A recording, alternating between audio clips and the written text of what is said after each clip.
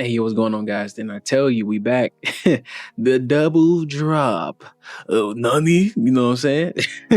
So not episode, Eden Zero, chapter 127. So we already discovered we have a sicko on our hands. We got a lot of ignorant things to discuss, and we learned a lot of details in this chapter here that might be very disturbing for some, but I also find it very fulfilling to have this flushed out and see some comeuppance get handed upon thine people. You know what I'm saying? But like I'm gonna say last time, and I'm gonna say this time and every other time thereafter. If you like the video, subscribe to your boy, share it out, let other folks know in this community. I appreciate all the support. Even if it's just one person commenting on the videos, I thank you so much. I do this and enjoy this and hope that you enjoy what I do as well. So let's dive right in. We get into the chapter seeing Chris outside the medical room with his head hung low as Clean is being looked at by Sister and Witch, but apparently her mind is not able to actually keep up with the healing that Sister can provide. You know, due to the type of ether gear Sister has, she can heal, but it doesn't fully affect the mind the exact same way. So taking it upon herself, she's gonna actually dive inside of her memories the same way that we saw the squad do several chapters back when they went inside, in the same sense when they rescued Hermit, but not more like jacking in like in Mega Man or some Futurama references that I'm not gonna make a statement on. You know what I'm saying? So she dives into her memories to sort out the root of this problem, as she's made a promise to heal this young lady, which I'm very thankful for that. You know, I like Clean, and I think Clean definitely as a character has so much room to grow, the same way Hermit does, because I saw Hermit the same way I look at Clean now. Like, she's not as talkative. She could damn near just become a part of the crew. Like, I'm hoping that her and Chris stay permanent key people in the actual crew. Like, I would love to see that. So when we get back with our showdown with Dr. Muller, he further expands on how he knows the Rutherford kids, or basically how this whole thing went about with Chris and Clean. So apparently their parents were patrons of Muller's research before he got arrested, and upon finding out what he did, they withdrew their money or their holdings from his research, and that's when my man kind of went bonkers and basically plotted his revenge. So what it was when he finally escaped, he killed both their parents and then used their kids as test subjects. That's literally the cut and dry version of it without expanding too much into it. And as Witch notices Hermit comes back online, you know, Sister actually finds the location to dive into, because there's also a potential risk with diving into someone's memories. Like, if you don't have any pinpointed location or know exactly what you're looking for, I'm assuming you can be sucked in deeper into someone's subconscious and potentially probably get lost or not be able to come out. That could be a thing, but that, you know, we don't know. That's just me making a speculation.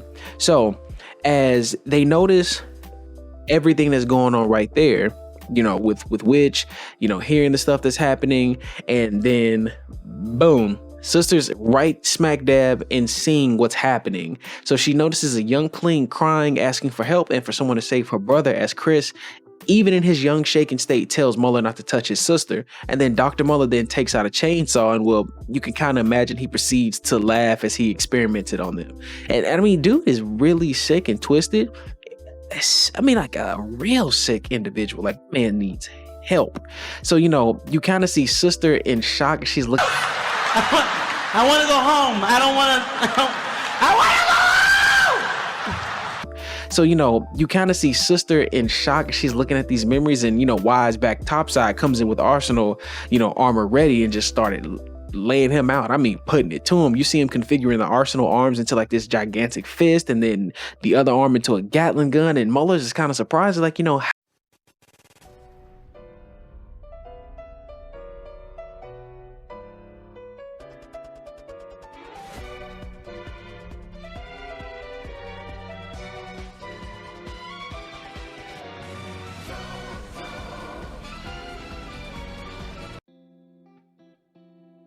almost becoming enraged to the fact that, you know, he needed to cool himself down with his built-in ear fans, which I thought was kind of a joke. I was like, bro, this ain't real. He really ain't finna like cool himself with these ear fans. My man actually had built-in ear fans, which I said in the last chapter. I think he really did design himself to combat any internal or external issues that he may face as a OTech synthnoid, whatever you want to call this creepy, eerie, ugly guy. So claiming he's gonna basically recreate what he did to Chris and Colleen with the young Wise and see how that toys with Herman's emotions smugly, because he's sick. He's a sick individual. He smugly says that, oh wait, I forgot. Robots or machines don't have emotions, to only be met with a fist to his claim that no matter what they do, it's too late. It's too late. He already says it's too late. No matter what happens, they're gonna die here, and Foresta is basically gonna be destroyed. It's over. It's completely over with. But getting back with Shiki and Zenolith, the Master claims that they managed to access the Doomsday System, which is what's causing all this mayhem on the planet currently, and that this is not good.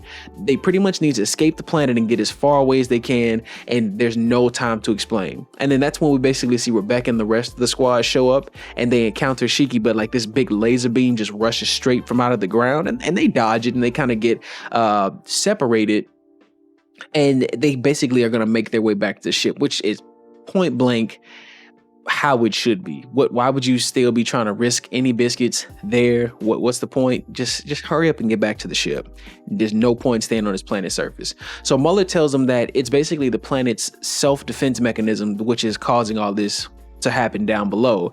To Herman's response, she's basically going to try and start hacking stuff, but I don't know really what she's going to hack. Either the defense system, hack Dr. Muller, like it just reminded me like this, oh well, it's time to hack, like this Jack in Mega Man type thing. I'm like, all right, girl, do what you do. If you can make it happen, then make it happen. But that's when Wise jumps in with this blade in hand and uses this move called Grand Wing. Like in my head, it just sounded like this JoJo reference when I don't know why it just sounded like this JoJo thing when it came out.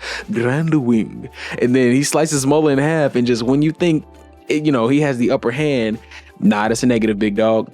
Muller turns around and releases these tentacles that pretty much shut down the Arsenal armor, more or less to tear it apart.